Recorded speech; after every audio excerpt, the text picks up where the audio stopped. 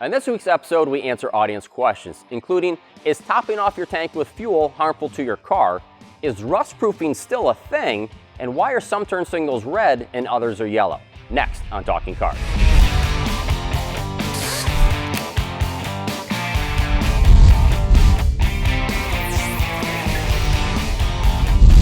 Hi everybody, welcome to another episode. I'm Mike Monticello. I'm Mike Quincy. And I'm Jennifer Stockberger. Well, we're doing it again. It's another one of our All Questions episodes. This is where we dig into our backlog of the wonderful questions that you folks have sent to us, and we try and get through as many of them as we possibly can. For those of you that are new to the show, or maybe you've forgotten, the best place to send those questions, comments, 30-second video clips is talkingcars@icloud.com. So let's get right to it, and let's start with a video question. Let's see what William is asking us today. Hi, Talking Cars. This is William from South Jersey. I was at the taping of your 100th episode, and I have a question because since then I purchased this blue Mazda 3, and one thing that I've noticed recently as the brakes are getting down below 5 millimeters is the radar cruise is not reacting to cars in front as quickly, and it's gotten making me a little nervous. And my question is, when they replace the brakes, is the system automatically recalibrate? Or do they have to do something with the computer when they replace the pad lining? Is that something that modern systems account for? Do they account for the lining left on the brakes in their sensitivity? I look forward to hearing back from you. Thank you. So thanks for the question, William. So keep in mind, with an adaptive cruise control system, the first thing it does is it actually cuts the throttle. So when it senses the car ahead of it, it's going to cut the throttle first. Not necessarily hit the brakes. Now, if a car were to cut in front of him, then it would have to hit the brakes. And there could be an issue there if your brakes were really low. I mean, if they're to the point where the pads are grinding, squeaking, meaning you really need a brake pad. You can hear it. Yeah. Then maybe there could be something related to the brakes then. But this, the way that the adaptive cruise control works, it's a sensor, so it's sensing the cars. And again, so first thing is throttle. So if he's sensing there's something wrong with the system, there could actually be something wrong with the sensor. That's the first thing. And also, his question about, do they have to recalibrate the system when you change your brake pads? And the reality is you don't have to recalibrate your brake pads. So basically, probably, maybe he's being a little sensitive to what's going on. Maybe. Well, since we don't know he didn't say exactly when it's being sensitive, but the first thing it's going to do is cut the throttle. And that has nothing to do with the brake system. So anyway, that's what we think is going on with that. Right, and ultimately when the brakes kick in, that's automatic emergency braking. Exactly. Not necessarily adaptive cruise control. Yeah. And your brakes would have to be literally almost gone to not give you a solid brake. Right, if you still have 5 millimeters of pad left, it should still be working perfectly fine. So thank you for the question. Let's dig into our mailbag and let's see what Anthony has to say. I recently bought a new pair of headlights for my 2005 Hyundai Elantra. They work well, but I'm not sure I'm satisfied with the bulbs that they came with. Are more expensive, powerful bulbs worth the money? If so, are there any you can recommend that aren't too expensive? Well, how lucky is Anthony that we have Jen here who happens to run our headlight program. So Jen, what can you say to Anthony here? Right, so we have tested aftermarket bulbs a couple of times, same results. It depends a little bit on what you're dissatisfied with. If it's the brightness of the new headlight, then you can probably get a brighter bulb. But if it's the distance you're concerned with, that is really dictated by either the reflector behind the bulb or the lens in front of the bulb, and you can't really change that. Right. The bulbs have specifications of where that filament sits, and depending on what's reflecting or projecting it through the lens, you're not going to change the distance. You can change the brightness. Okay. So, but also to make your headlight performance overall better, you need to polish up the headlight coverage. We've written if about it's a little this before. cloudy or something like that. There's simple things that you can do to improve your own headlight performance. That's a good point, particularly on a 2005 vehicle. They may have clouded slightly, and worth checking the alignment, to add to Mike's point. If it's the alignment's low, that may be another attribute, so make sure that's set. And of course, they brought me here for a reason. Yeah, you're good points. I knew there was a reason Mike Quincy was here. And of course, also we couldn't think of it, but we found it. Use your high beams as often as you possibly can. Absolutely. That's really a given. important. Yep. Okay, next question is from Alex. We bought a 2018 Volkswagen Tiguan new from the dealer and were told not to rust-proof it from anywhere else because it's already coated and would void the warranty. Are they trying to sneak something around us, or is the car protected against rust from the factory? Quince, what do you have to say to Alex here? Well, the answer is yes. If you use an aftermarket rust-proofing system, you can void the warranty. So that's very. The dealer was being a straight shooter right there. I mean, today's vehicles have really good corrosion protection. Right. Easy for Alex. Yeah, right. And even according to Consumer Reports' own reliability data, rust issues have gone way down over the years. So that's actually good news for most consumers. The standard rust-through warranties for most cars run 5 years or longer, and dealers used to push these aftermarket add-on rust-proofing, and the kind you'd spray on. Right, all over they were never car. as good as what you're getting today. They've kind of maybe given up on that. They're still going to push, fabric protection and paint seal and stuff like that, which you also don't need. But yeah, definitely don't worry about not getting a decent rust-proofing job from the factory. Yep. Yeah, and as Quince was saying, these rust-proof or rust-through warranties are pretty long, like 7 years, 100,000 miles for a Volkswagen Tiguan.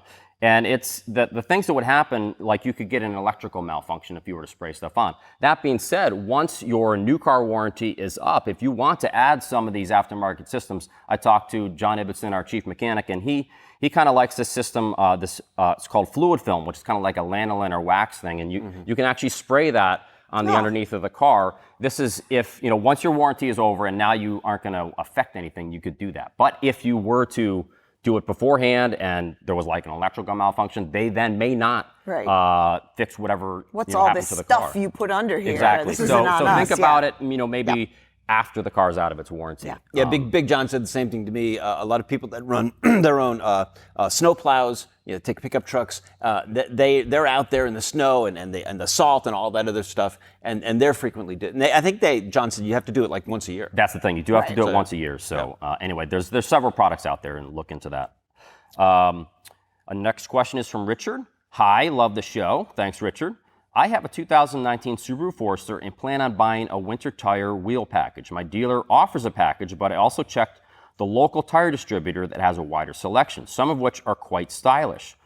Would these generic wheels fit as well as Subaru wheels? Also, is there a difference between CUV and SUV specific tires, or is it marketing hype? Jen, what's going on here? All right, so first, we agree with you, Richard. Going with if you can afford it, a tire and wheel package for your winter tires is a good way to go. A couple of reasons: you don't have any damage from the mounting and dismounting process.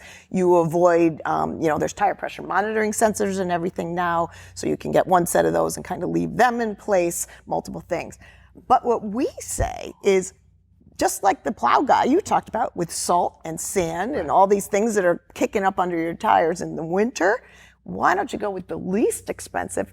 A steel wheel is what we often do here. Put an inexpensive hubcap wheel cover over that and run that. So you may not even want to go with the stylish, just because all this stuff is potentially coming up. Right, yeah, go with a nice, strong, sturdy, but inexpensive, usually they're black steel wheels. Right. Everyone knows you're running your winter tires, there's nothing wrong with that. Nope. You're gonna be running around in all this salt and dirt anyway. Right. And sometimes those aftermarket wheels that look all stylish aren't, don't have the quality of those original equipment wheels as well. So that's why another reason to just, get these basic steel wheels. They're gonna usually pretty sturdy. And do a good habit, whether you're getting new wheels or not. When you have a tire change, a couple days later, it's not a bad idea to just go around, make sure all the nuts are still tight. Because things can wobble or feel tight to a dealer and maybe not be. Good thing to do.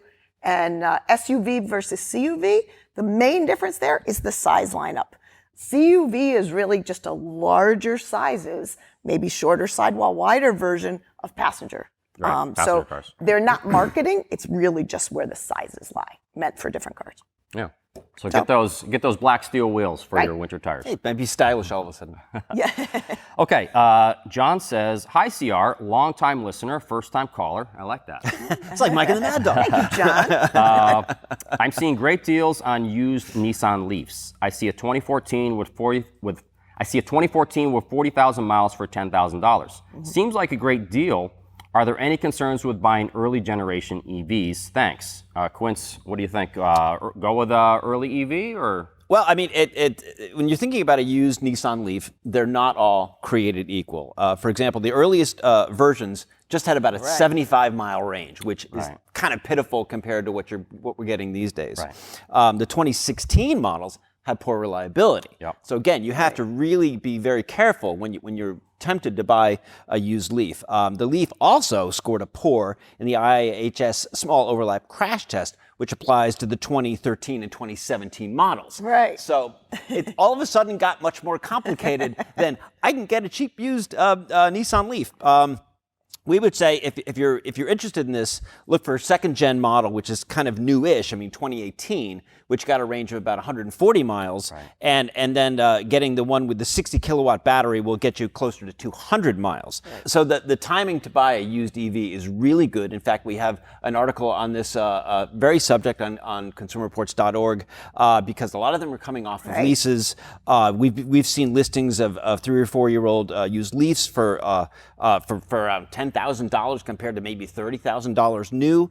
We'd also say consider a 2017 Chevrolet Bolt, which has like a 250 mile fun little range. car. Right. But definitely a used EV can be a great buy. Yeah. Cool. Great. Okay. Giovanni has another question here. Hi, CR. I recently bought a 2019 Toyota Camry SE and have been searching the owner's manual for braking information but can't find it. What do you recommend? Well, we got the answer for you. So did a little digging. You want to go to page 193 of your 2019 owner's manual.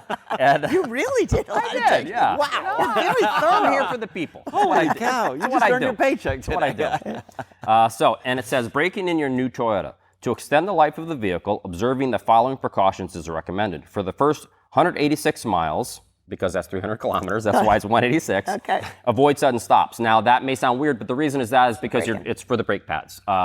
You want to just be a little gentle on them for that first period. It's actually kind of a bedding in process. When you actually bed in brakes, you do like half brake pressure from 40 miles an hour.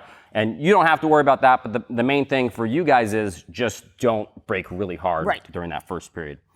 For the first 621 miles, 1,000 kilometers, do not drive at extremely high speeds, avoid sudden acceleration, do not drive continuously in low gears, do not drive at a constant speed for extended periods. And basically, I mean, the rule of thumb here, if you don't want to follow all these things to the T, is basically drive your car kind of easy. Gently, right? Yeah, that's and try to vary everything you do as much as possible. Try not to be on the highway for like 200 miles straight when it's brand new. It's usually because when I saw this question, that's the first thing I thought of, because I remember years ago reading that you shouldn't be using your cruise control on a brand new car, going at constant speed, blah, blah, blah.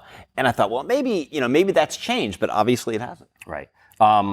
The other thing is, it's just worth mentioning that, with all of the test cars that we buy here, we do a break-in process as well. It's a little more involved than what the owner's manual says. We break them in for 2,000 miles before we start our test program. So that's just a little tidbit about what we do here. With all different drivers. So Exactly. we get away from that continuous or, all of that. So yeah, good question. Yeah, absolutely. So next question is from Daniel. I own a used 2016 Mazda 6 with 39,000 miles.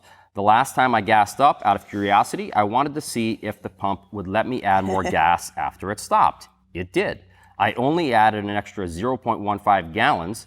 I then read about how topping off the tank can damage a car's components. Is there any way to know if I've done any damage or if doing this just once would have negative effects? Jen, what do you have to say about this? Right, so this is kind of cool because I used to work for a fuel system supplier, and there's actually a lot more. She pumped gas. I did. There's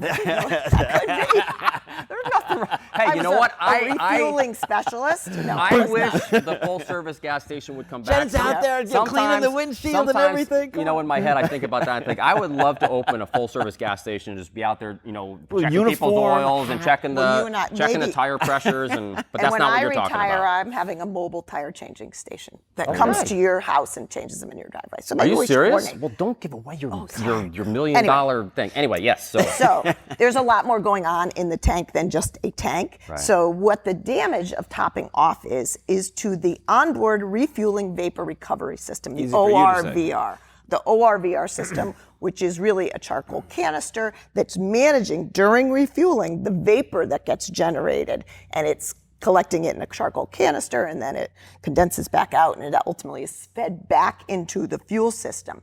Adding more fuel after the click off is putting fluid or damaging that charcoal canister of the ORVR system. So that's the component you potentially damage. In this case, and then going back to my history of tank building is 0.15 gallons, you're probably fine. Right. But it's this weird thing of why we feel that pump needs to show all zeros. Right. Do you do that? So OCD? I Yeah, a little asked OCD going. Big John, our mechanic, about this, and he said, people, they want to get it to, I don't know to why. this even number for some reason. John is a man of few words, and he said, look, here's the rule. If it clicks, you stop. Stop. Right. And then it's right. But I have to make an admission right now. What?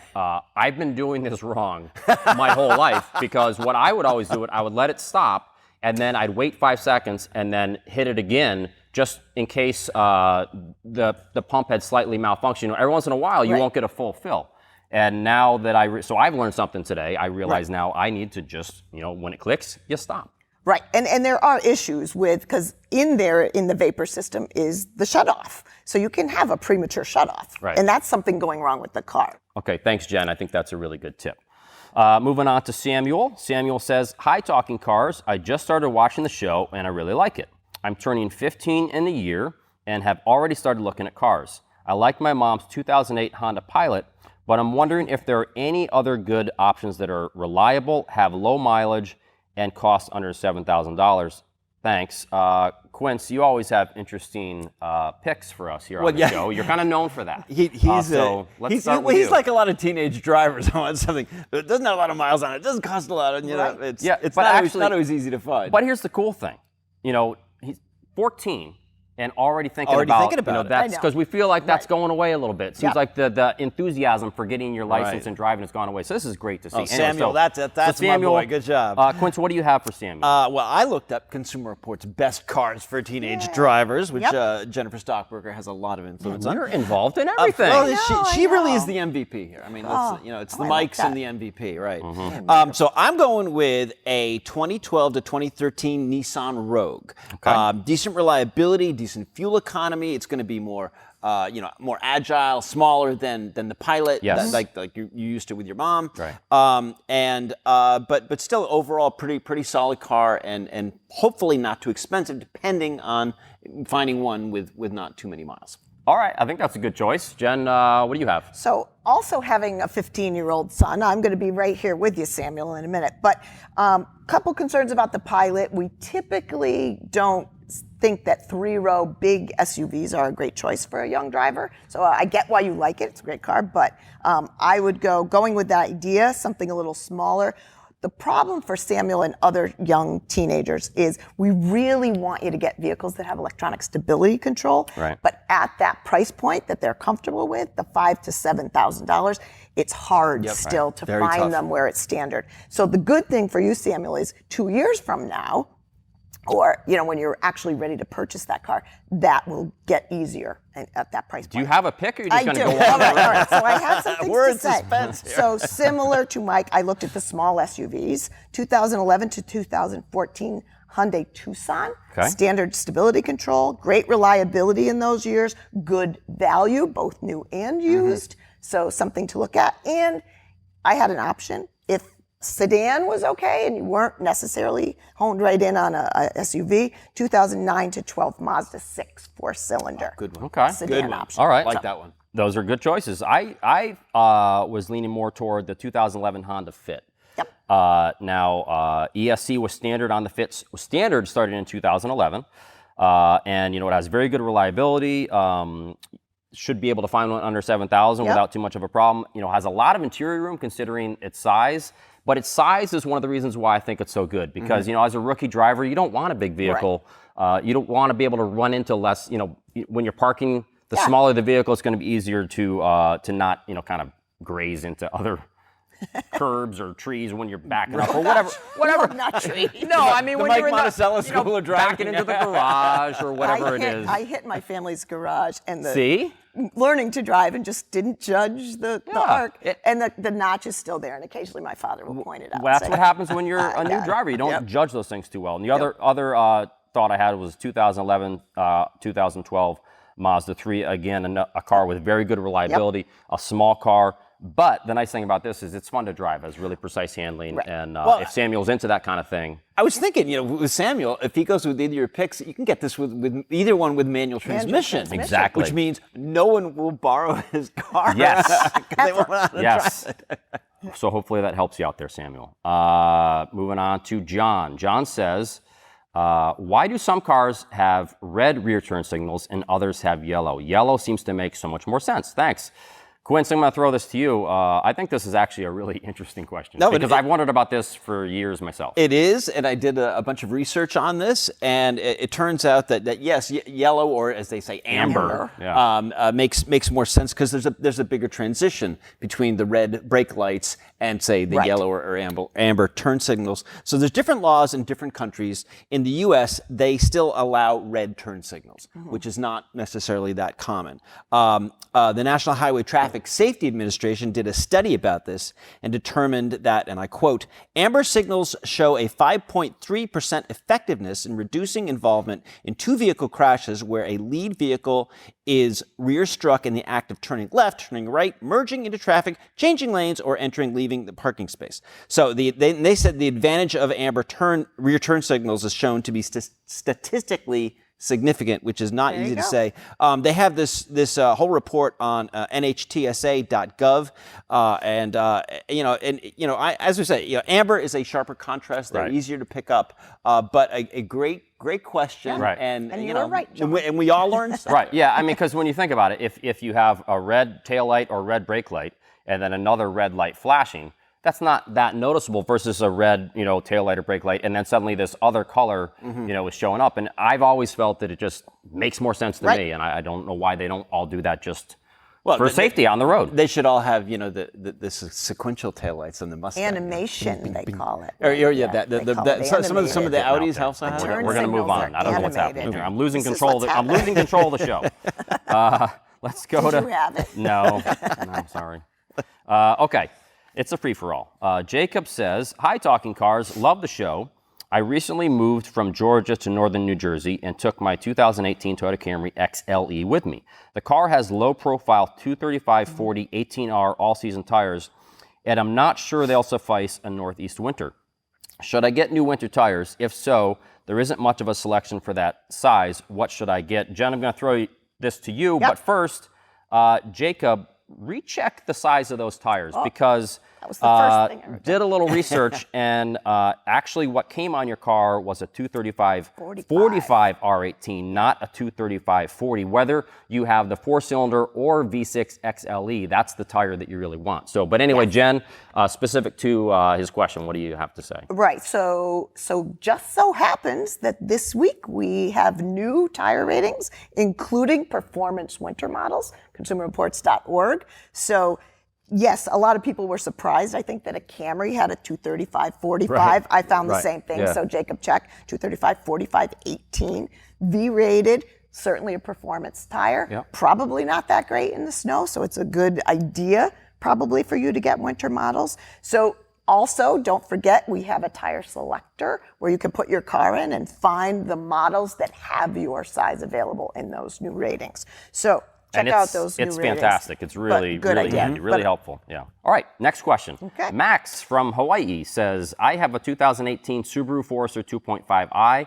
The owner's manual states that if you drive on mountainous roads, which I do, I should replace the oil under the severe conditions clause every 3,000 miles. Is this really necessary given today's advanced synthetic oils? Shouldn't I be okay changing oil every 6,000 miles per the regular non-severe intervals? Thanks. Max, follow the manual, change your oil every 3,000 miles. Okay, next. That's almost like a dad. You got go to bed. That's what, if you're driving in severe conditions, you want to follow that manual. That's what it says to do. That's what you got to do. Next question is Nicholas. I live in the Tampa Bay area, which is prone to flooding. even when it doesn't rain. More and more, I find myself navigating around or through flooded streets. I feel I must consider ground clearance in choosing a car. I would prefer a sedan like a Chevy Impala or Toyota Avalon, but they seem to ride much lower to the ground than my sister's new Honda CR-V. Are SUVs better able to handle mildly flooded streets than sedans? What do you say, guys? Well, I mean, don't risk it. I mean, sometimes people are in a situation where they have to cross water, but generally our advice is turn your car around if you encounter water on the road that looks to be 6 inches or deeper. Yeah. Because you don't know what's under the Yeah, water. that's You the don't thing, know it's if there's deceiving. a pothole. You don't know if there's a wire down.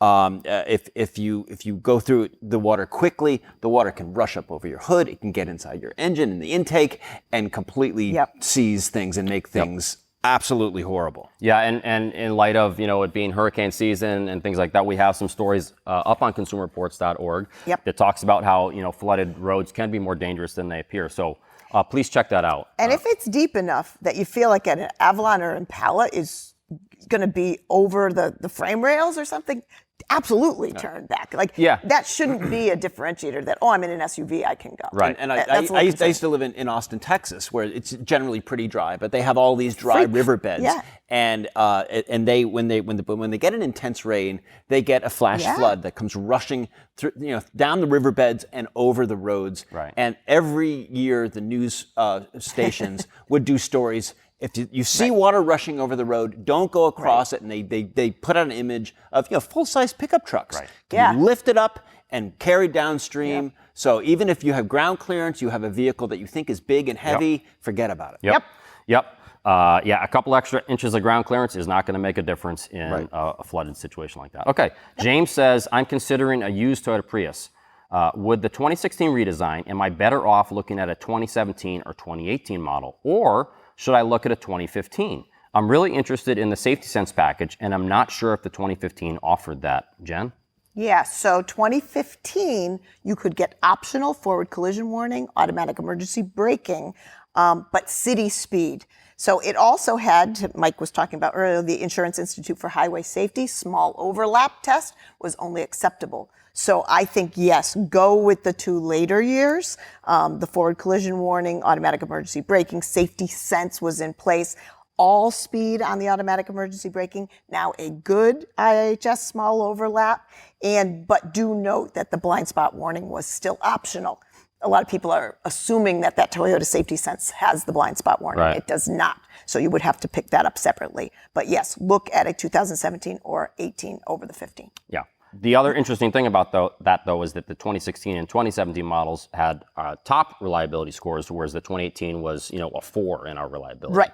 But 4 is still pretty good. But still, As as far as used cars go, Priuses are tough to beat for reliability. I know they're not fun to drive. They're not like an enthusiast car. You say that, but owner satisfaction on the Prius is stellar. Yeah. So my aunt thinks not everybody needs fun. My aunt thinks her Toyota Prius is like the most fun car she's ever Yes. had. Well, it has a lot of Depends on the technology into it, and for 20 years, Toyota's been making this with all the batteries and electric motors, and they still hold together really, really well. They speak to the technology. Okay, time's a ticking. I want to talk. sorry. Yeah, I know you Let's want to go. talk about Priuses all day, but let's go to Hunter. Hunter says, "Hi, Talking Cars. I daily drive a 2002 Mustang GT that's well past its prime. I still enjoy it, but it's not that comfortable or practical. I want a new car that's comfortable to drive every day, fun, sporty, ideally with a manual transmission. Yes, and more practical than a Mustang. My budget is around $30,000 new. I'm considering the new Hyundai Veloster N, Volkswagen GTI." And the Honda Accord Sport 2.0T. Which one would you recommend, or is there something else I haven't considered? All right, who wants to go first? I'll go first. Okay. So to me, when Hunter says practicality, to me, You that are Miss says- Practicality. Let me guess. says- Kia Sorento. No, not Kia Sorento. We said fun to drive. Mustang GT. Your answer is always Kia Sorento. I'm not that bad. Anyway, that says to me 4 doors. That's to me where the practicality, non-coupe. So I kind of ruled out the BRZs, the FRSs, the Veloster N. So I think of his list, the GTI, that is one car where owner satisfaction way outscores even reliability. Yeah. People love their GTIs. Optional safety, 29 miles per gallon. Not on your list, Hunter, Honda Civic SI. Yeah. Four-door practicality. I thought about that too, but he very mentioned reliable. the Accord, which is bigger than Right. the Civic SI. I'm just saying. He said, or an alternative. That's a great choice. Something else. Yeah. There's a something else. 34 miles per gallon. And also with the GTI, which is a really fun car, the manual transmission is fantastic in that car. Yes. And you can get the plaid seats, which is just so cool. Yeah. Chris, did you have a pick? Yeah, we're going from we're talking about a Toyota Prius. My pick is a Dodge Challenger RT. Wow. Because I'm thinking he's coming out of a Mustang GT. I know. Yeah. Okay. He's grown up, Hunter has. But he's thinking about it's V8. It's a manual transmission. Listen, the Challenger has a smoother, more comfortable ride than the Mustang. It's a little bit bigger trunk. You might spend a little bit more than 30 grand. Right. Yep. You got to go really, really easy on the options. But these are cars that have a lot of wiggle room in terms of pricing when you get to the dealer. They're super fun. They sound great. And you talk about owner satisfaction. The Challenger has among the highest owner satisfaction Consumer Reports surveys. Hunter, go with your gut. You wanted the Hyundai Veloster N. That's what you want. But all the choices that he listed were really good. Go with the Yes. Hyundai Veloster N. Super fun to drive. Sounds fantastic. Has electronically controlled suspension. That means you can adjust it between soft and firm. You're going to have a blast in that car. So Hunter, go with your gut. Well, that's going to do it for this episode. If you want to learn more about the topics and the cars we talked about in this episode, click on the links in the show notes. Don't forget to send those questions, comments, 30-second video clips to TalkingCars@iCloud.com. As always, thanks for watching, and we'll see y'all next week.